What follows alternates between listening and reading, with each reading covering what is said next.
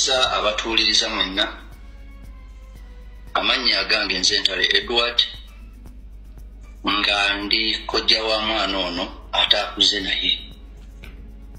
Omwana era kyembuze nnyo abantu nti singa sibadde ku kojja nandibadde ani. Mu nsonga zino omwana gwe njogerako yazaalibwa ng'ennaku z'omwezi 20/11/2008. Elishama Sesaazi abadde asomera Seta High ku main campus. Gye twamutwalanga mulamu era gy'asomedde omwaka gumu Mulamba Senior 2 n'ajoyininga Senior 3 gy'asomyeko wiiki 3 zokka. Omwana ono ebigambo ebiyitingana bw'omwana yali alina ekizibu ku mutwe bigambo by'aba bloggers. Talina kirwadde wadde kibadde kimutawaanya era abadde among the best ku ssomero. Elishama yasituka mu ttaamu eno yennyini ng'etandika n'agamba nti ayagala kudda ku ssomero olw'ensonga abaana bangi era obutanda bwabwe buggwawo. Yayogera ne ddadi bulungi ne bamuwa ssente n'agenda ne yeeshoppingira kubanga abadde yeekolera shopping gy'ayagala. N'asaba bamutwale era Driver yamutwala n'agenda ku ssomero asobole okusiŋŋana baana banne. Bwe yatuuka yasobola okuddamu okuba essimu emu gye yakubira maama we. N'amugamba nti maama, neerabidde homework wange mbadde nsaba bamumpeereze. Maama n'amugamba naye Elishama naawe kati weerabira otya homework? N'amugamba nnyamba bamufotokopingiremu amumpeereze. Maama teyali mubi, yakwata homework n'amufotokopinga n'amuwa omuvubuka gwe bayita Saka n'avuga n'agenda ku ssomero. Lusiŋŋana ticca n'amuwa homework ng'omwana ono mulamu bulungi nga talina buzibu wadde ekimutawaanya. Elishama n'abeera ku ssomero. Teri wadde essimu yaddamu kkubibwa kubanga obwetaavu bwe bwe yali ayagala obeewaka yali amaze okubawo. Naye nga nzeeko emabega, Elishama mu holiday yasobola okugenda mu bakojjaabe n'abakyalira ne banne abaana bonna kubanga alina Uncle Emma yali mulwadde nga yakomawo yali abeera London nadda. So ne bagenda bamuwe kampani. Abaana bano baabeerayo wiiki 2 nnamba nga Elishama ali ne banne ng'omukulu era nga yabakumakuma ng'anyumya bulungi. Abadde omwana ali focused, omwana ayagala okumanya, omwana yeegomba okukola. Naye mu kugenda awo yasooka n'akolako ku dduuka ne mami we ne ddadi we, then ne bagenda ewa Uncle Emma gye baamala 2 weeks. After 2 weeks ne twali tulinayo okusaba mu kyalo, ffenna ne tugenda mu kyalo n'abaana abo nga Elishama ali bulungi ng'era ali happy. Bwe baamala baakomawo mu tawuni n'abeera ewaka, yabeerawo ewa mama ne taata we for 3 days. Ne baddamu ne baddayo wa Uncle Emma kubanga Uncle Emma yali yeetaaga nnyo kampani yaabwe. Uncle Emma yasobola okubeera nabo nga bali happy era Elishama yave wa Uncle Emma ng'agenda mu tour eyali etegekeddwa Seta High eyali egenda e Mombasa. Elishama engeri gye yali ne banne ewaka, sister we bamuyita Roberta, dadi n'asiima n'agamba Roberta, engeri naawe gy'oli wano genda ne Elishama omuwe kampani. N'abasasulira bonna ne bagenda e Mombasa ku tour era Elishama yakomawo. Mami we teyaliwo, yali agenze China. Elishama bwe yali ava e Nairobi n'akolera shopping mami we ne ddadi we ne sister we. Era bwe yatuuka baasi nakubira daddy we n'abamugamba daddy tutuuse tuli ku National Theatre jangu otunone. Daddy n'amunona era omwana n'amugamba daddy nkuleeteddeyo ki gifts zino ne banyumya emboozi ng'abazadde n'omwana ne Roberta bw'atyo mami waabwe we yaddira era yali abaguliddeyo gift g'abaana bwe bakolera shopping bazadde baabwe nga bali happy. So Elisama abadde ne connection ennungi n'abazadde nga tewali buzibu. Elisama ebyo byonna bwe byamala okuggwa yali alina okudda ku ssomero nga bwe mbanyumiriza n'adda ku ssomero n'atambuza obulamu. Elisama mu wiiki ey'okusatu zaali ziwera essaawa 11:04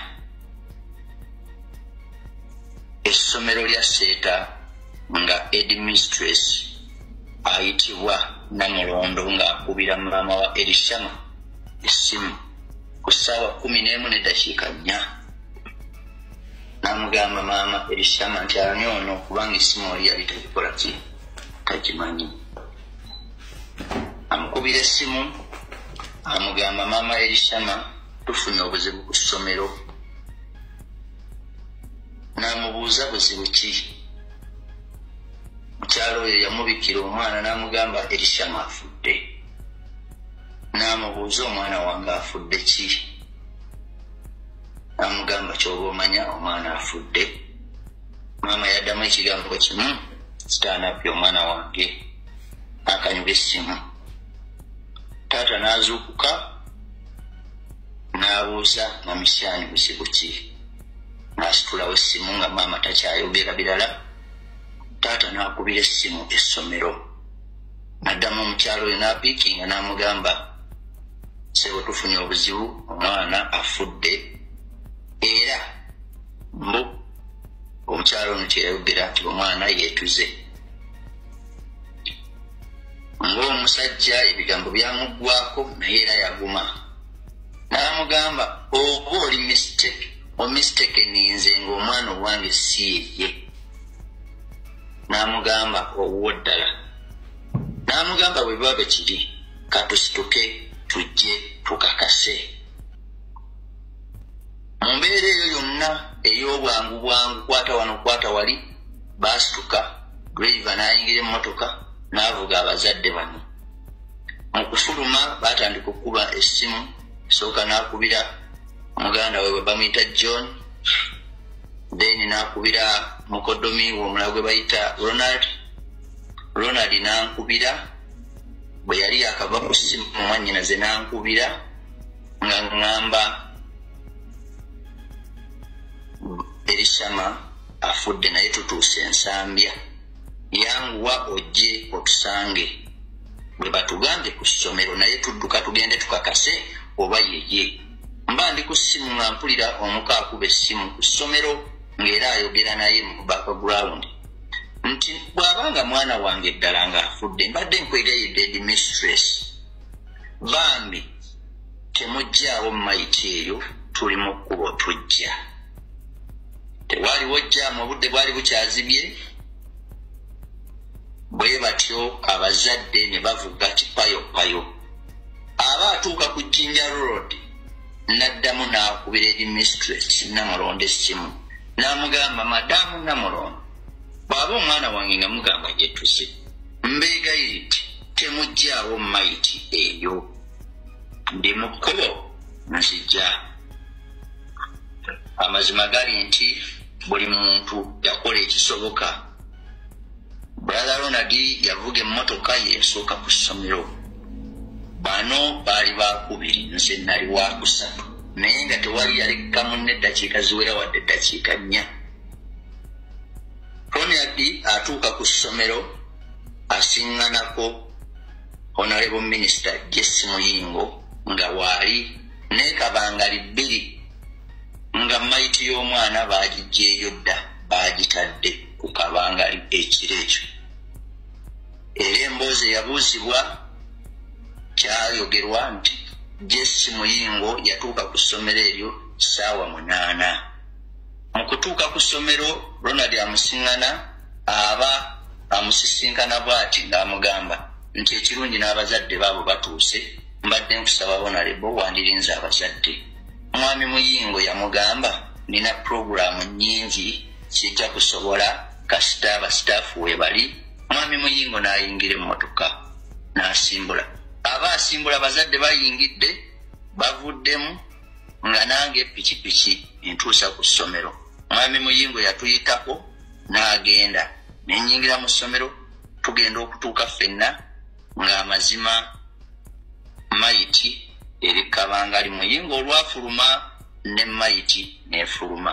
Naye nga tennafuluma omuzadde yababuuza omwana wange we yeetugidde luddawa. Bamugamba already tumugyeyo ali mu body bag. Tayina kye yali asobola kukola kirala kubanga yali already disappointed ku kigambo kye yabasaba ne bagaana omugumiikiriza.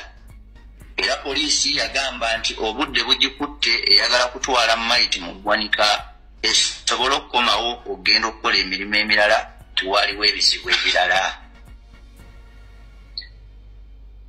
Mutunuulira embeera nga mayiti eri mu body bag basimbula ne bagenda ne batulekawo abazadde.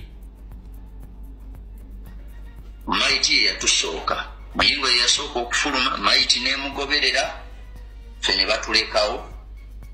Gye waviira taata bwe yatuuka n'agenda ne bamulaga domitry mbu awo omwana we yeetugidde naye nga domitry agiraba ejjudde abaana n'abuuza abalala baliwa ng'abaana jjukira baali babafulumizza mbu bakuuma crime scene. Abasomesa baaliwo nga bali mu kafuubano bonna beekuumye abaaliwo ekyengulu awo ku kyaki domitry nga bonna bwe baaliwo naye ng'abantu babiri be batambuza ensonga z'essomero lyonna omwali omukulu principal wamu ne headmistress. Ntuuka bulungi nnyo domitry baali bamaze ogisiba era ddati ng'afulumyeyo ze saayingira mu domitry nasigala ne mwannyinaze ono ne musaba nga bano bazze ne bagamba nti mujje tubabuulire ku nsonga ze tulowooza nti zaaviiriddeko omwana okwekola ekintu kino.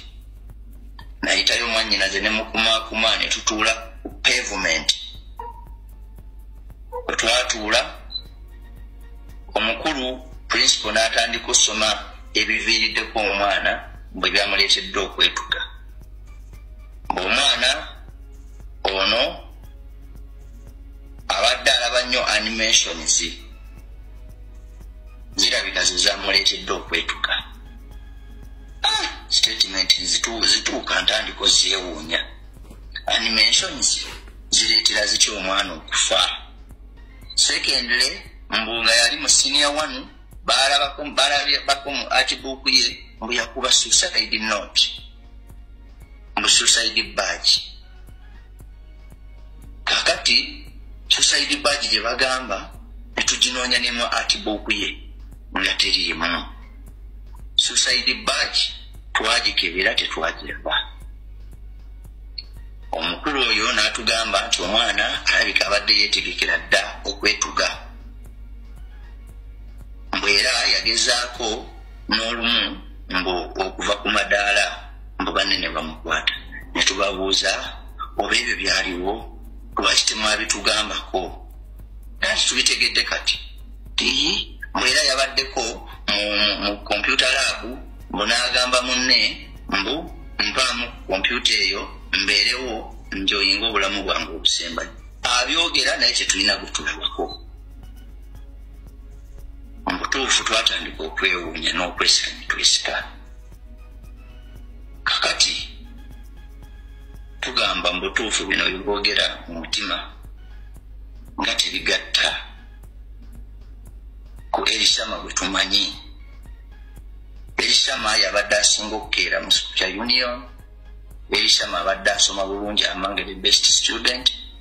Elishama abadde focused ng'ayagala nnyo okumanya n'okugenda mu bulamu obwo bw'omu maaso nga naye alina bye yeeteereddeko engalo. Mu butuufu byatutabula. Bw'amala obyogera abazadde baanyiiga ne bawulira omutwe nga gubawuuma ebigambo biboogera ne bagamba wabula katutambule tugende ku mochari tusinkane omwana.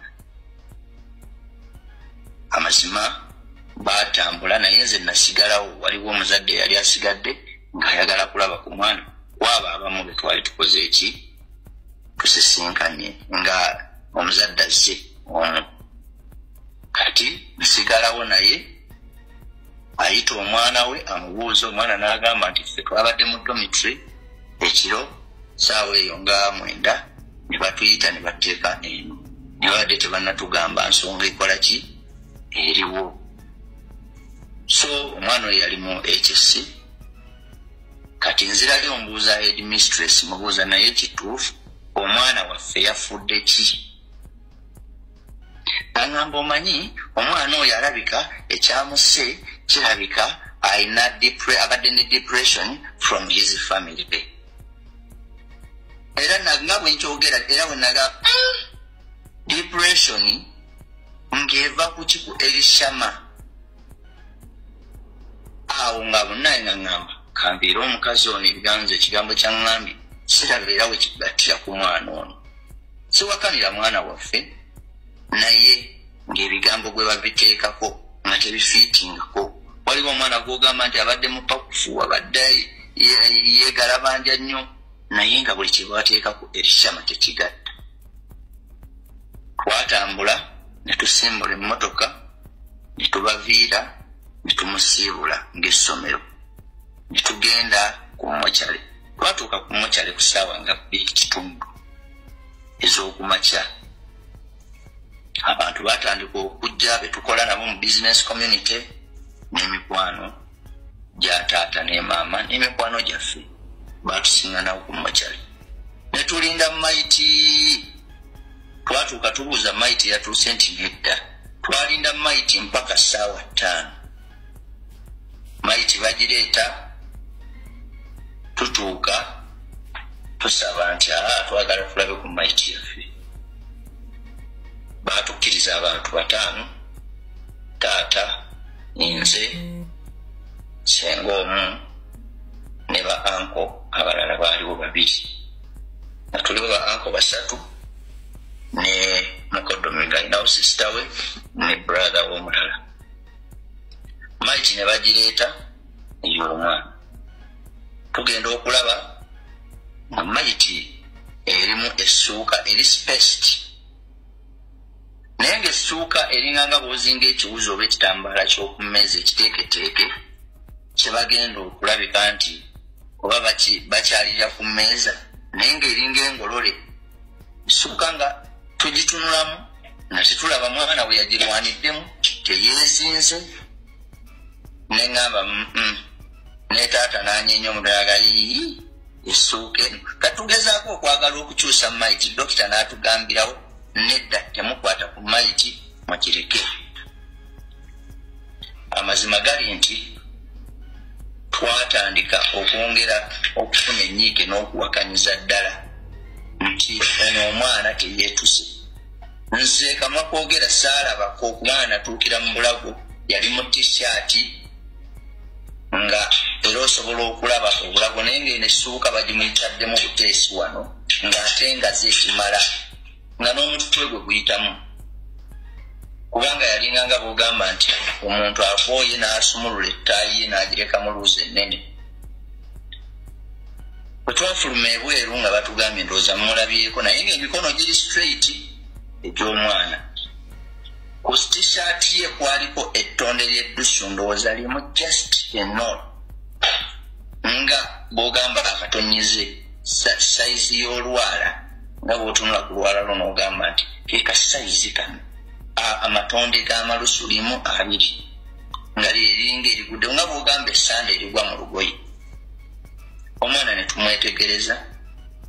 Omwana mu butuufu nga talinaawo yagimu naiti ye bulungi empale ye ya bbulu ne gure era ng'erire body erishama nga talina we yeeyonoonedde talina we yeefukidde tewaliiwo kintu kyonna. Netulesikamu nti netugamba naye omwana ono bwe bagamba yeetusire ng'ebintu ndaba mutumutunuddeko yenna ali fresh sikini ye eraga nti eringanga nibwogamba omuntu ng'aliko akasiko mutuufu byatubusaabusa netulaba era sayinize z'omuntu nti oba yeetuze nga olulimi lulinga nga bw'ogamba nti omuntu ayogera ekigambo ze nga terufulumye kiri awo nti ng'omuntu eyasitwagolinze ng'omwana amaaso geebisse tegali mugamba nti nno oba alwanye n'olaba nti eriiso lyalwanye nga afa bwe twadde ebweru buli omu yagamba kimu omwana ono tiyeetuze waliwo ekitagatta era abaali bagamba nti omwana bw'aba yeetuze nti tumutwale tumuziikirewo kwolwo bwe twamala ofuluma mukyale puroguramu zonna ne zikyukirawo ne tugamba muleete aba national service bateekereteekere omwana ono enziika y'entuufu ng'omuntu era tetwaziika Elisama ku Lwokutaano nawadde kiraga nti yafa ku lunaku olwokuna nga bukya tutuuke ku Lwokutaano ne ku ssomero nga sibuuziza bingi nga sibuuse nakwerabira twabuuza bo abaabadde mu ddoomu baliwa nga tewali n'omu gwe tulabako ne tubuuza tewaliiwo wadde footage nti ya poliisi byonna ebikwasaganyiza kati awo twatandika okusooka okulowooza ku nzika y'omwana ate n'okugyawo ebirimbo tugamba omwana ono tiyeetuze waliwo ekitagatta era omwana oyo twamuziika ku lunaku lwa 6 ku lunaku olw'omukaaga olwo essomero nga siraze wala essomero lyajja ku mokyale ng'era omukulu oyo principal yeyajja n'atubuuza puroguramu z'okuziika ziri zitya bigenda kuba bitya nti ssebo tugenda bateerawo n'akadde namwe mujje mutunnyonnyole ebisingako awo era tubasaba mukeere titugenda kweteekateeka tujje amazima gali nti enkeera Elisama ne kyaki twasobola oginnyonnyola nti ono omwana ekituufu teyeetuze waliwo ekitagatta omanye omuntu bw'aba yeetuze ekereziya temusabira naye nabo baamanya ne bawulira ekintu ekyo era omwana ono yasabibwa bulungi ne tumuwerekera naye ziba ziri ssaawa 10 zaali ssaawa 9 n'eddakiika 56 essomero twalitadde ku puroguramu nga lirinako almost 20 minutes okujja otubuulira enfa y'omwana tuba tuli awo wabula eddakiika 4 tusitule mayiti egende ng'essaba essomero baabano ng'era principal wamu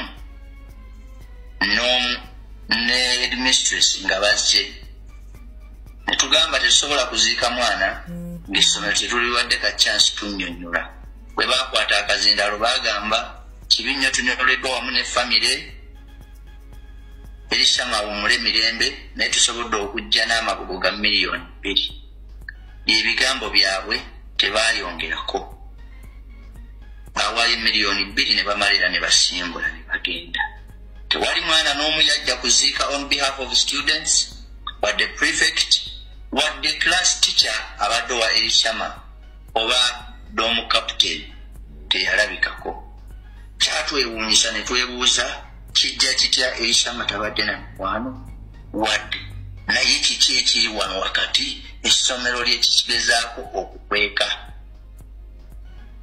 amazima essomero teryakola ki teryaleetayo representative kuva mu baana wadde baasoma nabo mu klaasi ye wadde baasula nabo mu dormitory awo twayongera okufunira ddala okwesika Elisama bwe twamala twabeera mu kyalo olunaku lwali lwa Sunday ne tukomawo e Kampala ne tubeera ewaka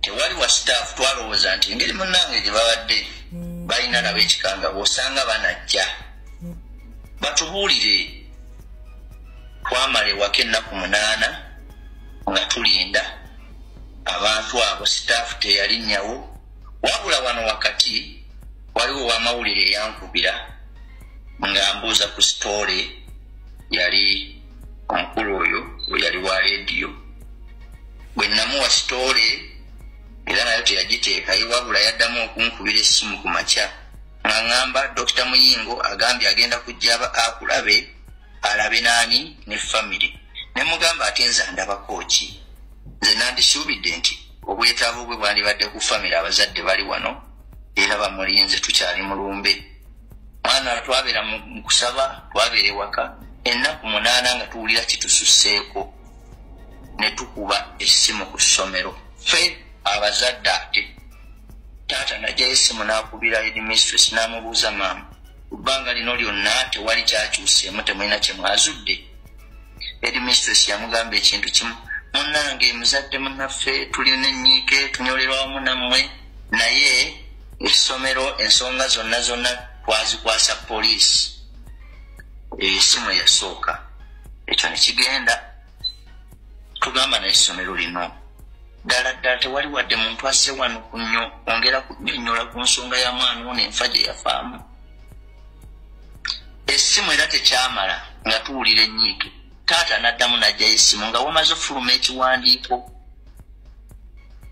ekyali kigamba nti kya seeta naye ng'omwana teyafa kwetuga wabula waliwo omulizi munne yamukuba n'afa ng'era beetonda taata n'ajjayo essimu n'akubira headmistress again n'amubuuza kino ekiwandiiko kyammwe maama n'agamba ekiwandiiko si kyaffe ekyo naye kirabika oba kojja engeri gyali ku social media nga yatupanze n'amubuuza ng'alina interest ki anti gwe tulaba ku social media anti nga atupininga n'agamba naye ayina obulumi ate tubulina kyekimu lwaki temutubuulira ekituufu ekiriwo agamba tukola ekisoboka tujja kubanga tubabuulirako bwe tunaaba tulina kye tuzudde ekyo nakyo n'akiyisaawo kaakati tutuuka ekiseera tugenda ku poliisi emukono okwongera okulaba ebintu nga tulaba essomero terifuddeeyo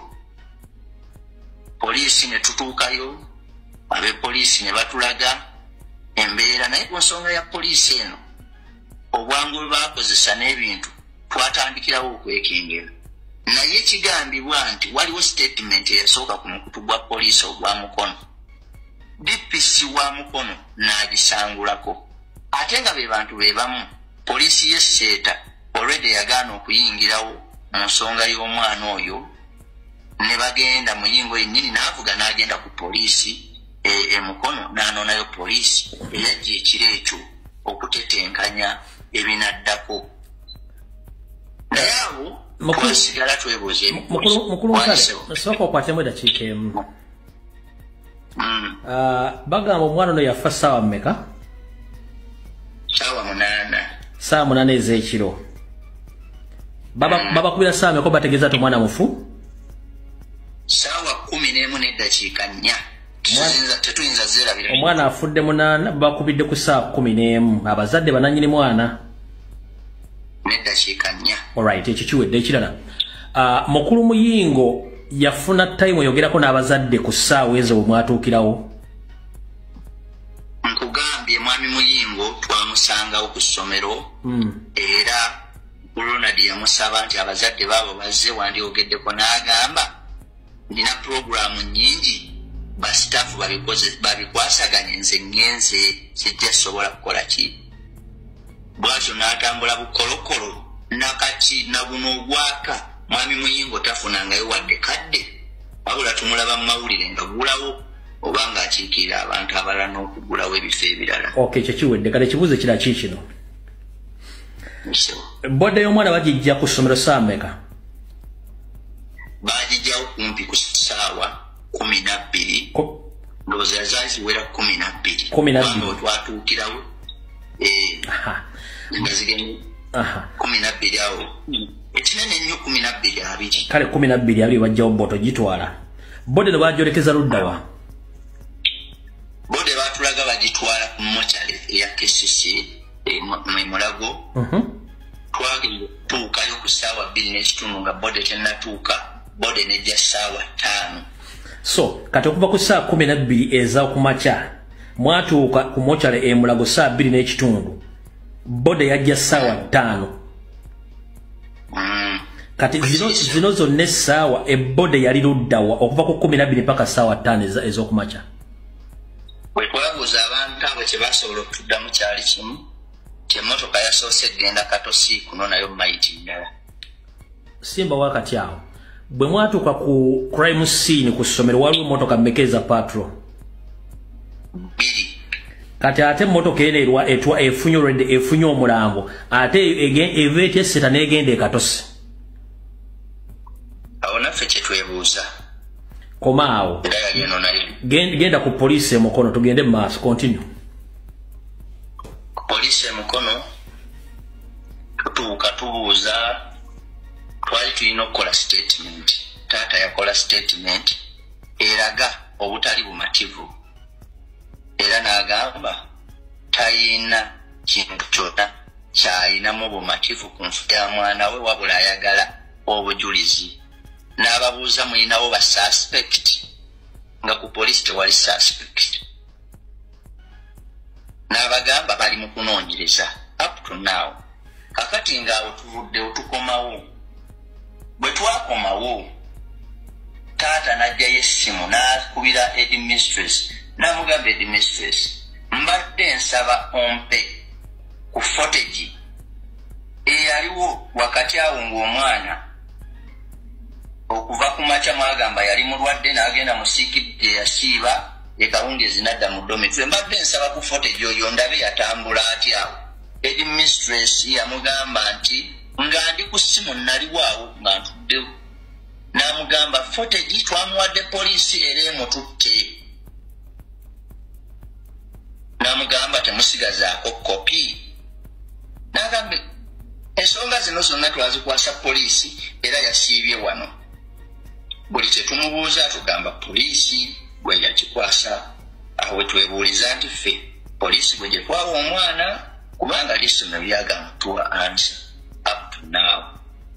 Era ekisinga otwewuunyisa wakati awo w'essaawa 2:30 zigenda owera ssaawa 3 tugenda okulaba nga ku social media kuliko eggulire eryokya nga liraga nti omwana wa Seeta Hayi ffe nga tetunabika tetulina gwe twawadde kigambo kyonna nti omwana waffe yafudde nga tetubimanyiiko era nga tukyali ku mokyale tutulinze mayiti nga posti yali takaggwa ng'efuluma ng'egamba omwana w'omugagga Taikuni afiiridde Seeta ku ssomero abadde wa senior 3 era kyensonga emuleetedde okufa. Bazadde be yabasabye miliyoni 2 ne batazimuwa kwe kusalawo okweteekamu omuguwa ne yeetuga. Mbutuufu eyo sitoola ate yatukuba wala ne tugattagatta ebintu bino tebigatta. Simba wakati awo statement zemwayogerako ne principal ne headmistress ziyabagamba ezavirako koozi y'omwana okufa zibadde 2 ensi eziwulidde nti yali alina depression oba yaleka suicide note. Sizo statement baga wa yalina depression ne suicide note yesiwe kiri no yatugamba nti omwana ebyasuubirwa abadde alaba animation kimu n'ensonga endala mbu yakubako suicide badge babagamba mbu okuba mu art. Ezo 2 kakati mmaliriza mbamba ku ssomero ombuuza headmistress nti naye omwana waffe ekituufu olowooza kiki ekyeyaviriddeko okufa. N'agamba mbu omwana oyo abadde ne depression okuva ewaka. Omubuuza depression ng'alina bbanja oba agamba ekyo kye tusuubira abadde ne depression. Alright, ezo 3 kati wano wenjagala okubuuliza ekibuuzo kino. Liita Kagwa ajjawa statement egaa nti omwana yeetezerwa miliyoni 2. Statement agijjawa era we neebuuliza kubanga Liita Kagwa yaleeta amannya ga taata w'omwana gw'atamanyi ng'ate gali mu fayiro ya ssomero nga amanyi bizinesi ya taata gy'alina ng'amanyi kilasi y'omwana ng'amanyi we yeetugidde ku ssomero. Kyesitamanyi Liita Kagwa information eyo yagijjawa kweba essomero nga siri eryagimuwa kubanga fayiro y'omwana eyogera ku bazadde be bizinesi ze bakola ne direction zonna zaali mu fayiro ya ssomero. Kakati ekibuuzo Liita Kagwa kwezi ssaawa 3 ez'okumakya nga ffe tetunnaba na kubika wadde okuweereza ku mukutu n'ogumu nti omwana bw'ati yafudde liitakaggwa yabijjawa. Alright. Genda maaso n'eri statement ya poliisi nga muli emukono oyo muveeko bamaze okutegeera kati awo sequence yabuuza bagitegedde. Genda maaso. Awo ne tugenda mu maaso. Bwe twatuuka omukono nga taata amaze okukola statement avuddeyo akomyewo ewaka tukubidde omukyalo oyo tumugamba tuwe ku footage.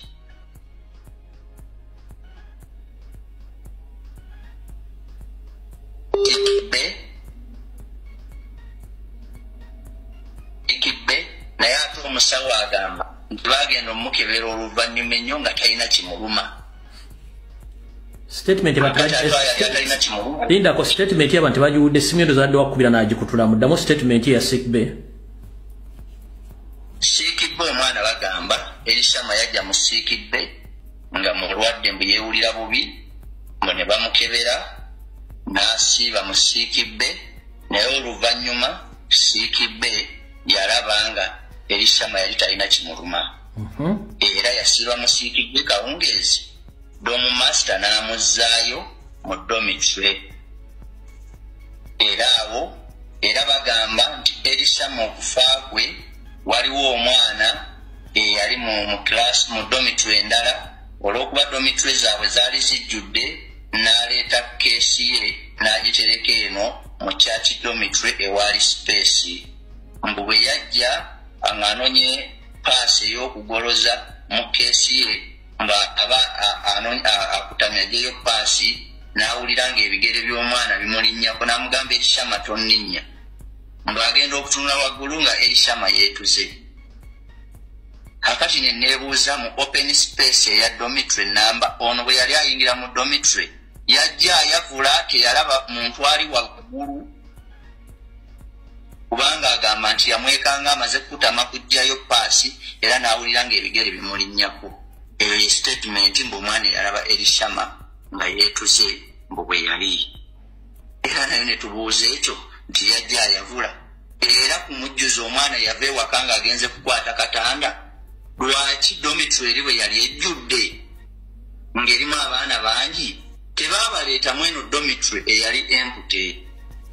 Era omukyalo oyo tumubuuza ebibuuzo headmistress tumubuuza naye abaana baali bameka mu dormitory. Yagamba dormitory esulamu abaana nga 10 nga mwana.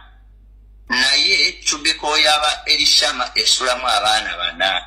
Era mu abo abaana Elishama yali aweze ennamba ey'okuna.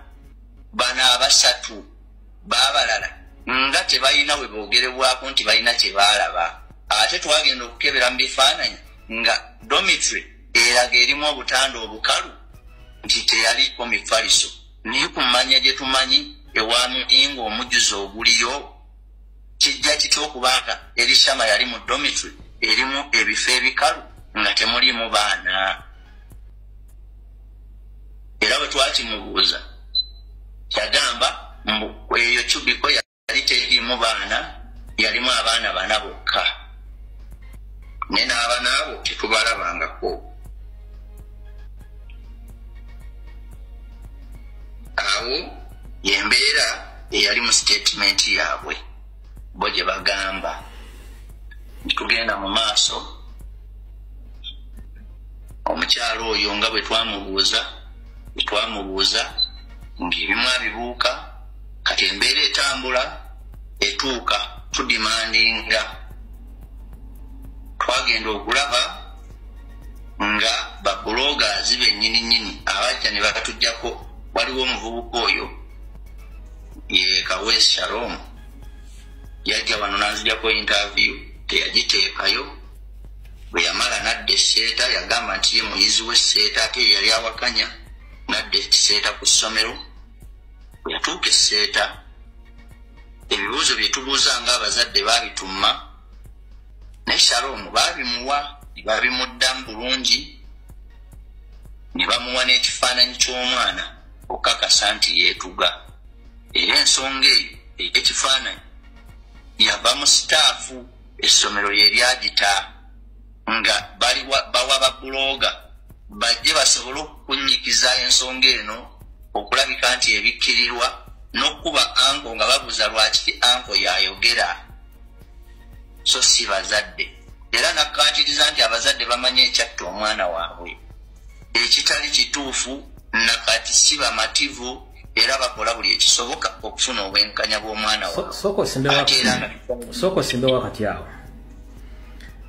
Statement eyo ngiramanyi baga nti abazadde bamanye ekyatta omwana. Mu mateeka waliwo kintu kye tuyita crime scene ewaziddwa omusango. Crime scene eno teteekeddwa kutempalingibwako okujjawo nga poliisi ekola ki weeri. Si bwe kiri? Kati in case eya hanging y'okwetuga, poliisi ebeerawo nga supervisor oba to witness. Omuzadde alina okusooka okujja okulaba omwana we. Lwaki tebaba wa time kulinda mwana wammwe kujja bo ne batempalinga ne crime scene kubanga poliisi ekimanyi mu mateeka ati omuntu oyeetuze ayina kusooka kulabwako famire ye ebamukolako n'emikolo mujje. Lwaki poliisi yatempalinga ne crime scene? Abakulu abo era kitwewuunyisa nnyo nti omwami era ow'ekitiibwa Muyingo omusajja abaddeko mu Buganda ng'amanyi n'ensonga za Buganda. Twali tulina biriifu eyo nti amanyi ekigenda mu maaso nti era buli kimu tujja kisanga nga bwe tusabye. Tetwavuga emmotoka okuva ebuziga okutuuka esseeta tekyaweza wadde eddakiika 40 kubanga tewaali jjaamu. Era twebuuza lwaki poliisi kubanga emirimu egisinga egikola misana mu bloody day amaanyi agajjawa ekiro ekyo agajjawo Mighty ng'ate twabasaba nti kale bw'abanga yeetuze katujje tukakase bwe tuba bakola mikolo gigoba kisiraani mu famire tugikole tujjewo Mighty eyo poliisi ekwasaganye ebyayo. Tebaatulinda. Mwami Muyingo ng'omuntu amanya ebya culture teya advisinga. Waliwo speed ey'amaanyi ennyo ey'okugjawo Mighty y'omwana ono nga balinganga abagamba nti bali mutugamba kigambo tuwulire kigambo naye ng'amaaso tegalina kulaba ng'era tetulina kakasa. Naye nga mu ebyo byonna taata w'omwana yakuba essimu 2 ng'abakkaatiriza nti mujjaawo Mighty kanzije nkakase ddala erishamu wange ddala yakyekoze. Tebaatuwa mu kisoogo buli kimu baakikolanga bo bwe baagala era ne Mighty ne bagivuga nga bwe baagala okuva ku ssomero kubanga ne Mighty eyo tetwagirabako ku ssomero. Wait a minute. Omwana ku crime scene temwalaba ku mwana wammwe? Tetwamulabako. Ekyo kimu temwamulabako. Ekyokubiri, poliisi ya kika ki gye mwasi kubanga ku crime scene wabeerawo abakuuma crime scene n'aba forensics. Poliisi ejjanga erimu ebiti 2. Aba abasirikale abajja okukuuma crime scene obutagitempalinga nayo ne tiimu ekola forensics efuna obujulizi. Mwasangawo poliisi kika ki? Era mwafuna forensics report eya crime scene? Ffe twasinganawo omuntu eyali alina kamera nga Soko. Nga wa poliisi just tetwasobola ate ng'era ali muleeya. Kaakati abalala bali mu uniform baali ku pick up. Ne Mighty tetwasobola gijjayo gy'obuzaavinga nti yali ku pick up kubanga baali balaga nti bayanguwa okugenda okutwala Mighty. Alright. Nti baagala kwewala jjamu. Kale obudde engeri gye tulina obutono ngenda kubuuza ekibuuzo kimu tujja kudda olulala. Endagamufu oba endagakufa y'omugenzi yali esoma ki tuyita death certificate oba cause of death baagibawanga esoma ki? Cause of death baatuwa kakiiti akata Mighty. Release babawa just release report. Release report so ya death Mighty certificate. Na bagamba bakyakola postmortem. Ne batuteerako nti cause of death consistent with hanging. Ekigambo consistent osobola okinyonyola abantu bakitegera mu luzungu. Consistent hanging kitegeeza ki? Ekigambo consistent mbutuufu ekigambo kino kyalinga ng'ekigamba nti omusawo ye yali amaze okukola okunoonyereza kwe kwonna n'akola final report ng'eraga nti omwana yeetuze. Yes, yakola report nti omwana yeetuze naye ekigambo consistency hanging kubanga yandibadde agamba omwana yafanga yeetuze kimala so sigamba consistency hanging nti omwana alingira ati yafa okwetuga kireka nti waliwo attempt ziwerako okwetuga kubanga bwe bati bawa chance kulaba mwana ono kubalako kuba omuntu yeetuze kubeerako stretch marks mulago ez'omugoba ekinkyaki ku stretch marks lwaki oba time okukebera mwana oyo mulabe stretch marks zali mu bulago bazaaliwo kubanga bongamba nti consistency hanging that is a different statement. Consistency. Ati n'okuwulidde ekirala nti oba cause yandibadde suffocation. Nti omuntu waba yeetuze bandigambye nti due to suffocation nti omukka gwabulawo oba yakola ki naye ono yakigumiza naye mu kino ekintu ekyenjawulo era ekyatuleeta nakati nti ne biba bivuddemu postmortem nga tebadiresi waliwo akabonero akaatulaga nti era nawo waaliwo ekkobaani. Obudde bwe baamala nga balinganga abagamba nti babayinga time okufuna dokita n'abakolera ekintu kye baagala naye ekitwewuunyisa mu kino lwaki ku lerezi gye baatuwa dokita yagaana ogisayininga ne wabaawo agimusayiningira era nassaako akagambo 4. Wait a minute lindako bwaba walirizi cheat okulizinga omulambo dokita eyakola cross examination y'omulambo yagaana okusayininga ku release report. Yes. Just nobo omuntu amusayiningirako yenga doctor. Ate nga yakola cross examination y'omulambo. Bulungi nnyo. Yaliwo ku ssaawa eyo mu kifo ekyo. Yaliwo tewaliwo mulala yaliwo era gwe twasaba n'okusaba okulaba might era nga waali n'atugamba ninawo ne ba student ab'emulago kankole mangu nsobole okubawa might yamma mugikole ki mugende naye yagaana okusayininga era kakiiti ako kaliko 4 on behalf of the doctor oli n'amusayiningirako keyagaba. Signing on behalf of the doctor was he part of the team yali ekola cross examination y'omulambo oba just yali muntu from nowhere? Tetutamanyi yaani oyo kubanga ye yasawo mannya ga dokita n'ateekako akagambo 4. Kale nkutegedde kati tujja kufuna reaction okuva mu video eno n'aba Center High School namba yange public mujja kukola kye tuyita counter attack ku information y'omwami ono before tunaddira ku Rocksat. Mukama wange neyanza nnyo information eno tujja kuddamu ku Rocksat ne Center High esimu yange ekweri ku mitimbagano gyonna muli baddembe okujja okuwanya ebyo y'omwami ono okubiddamu nammwe okwewozaako mpaka tunadda ku Rocksat omwami natuwe part 2. Wewe nnyo balirida Mukama akukuume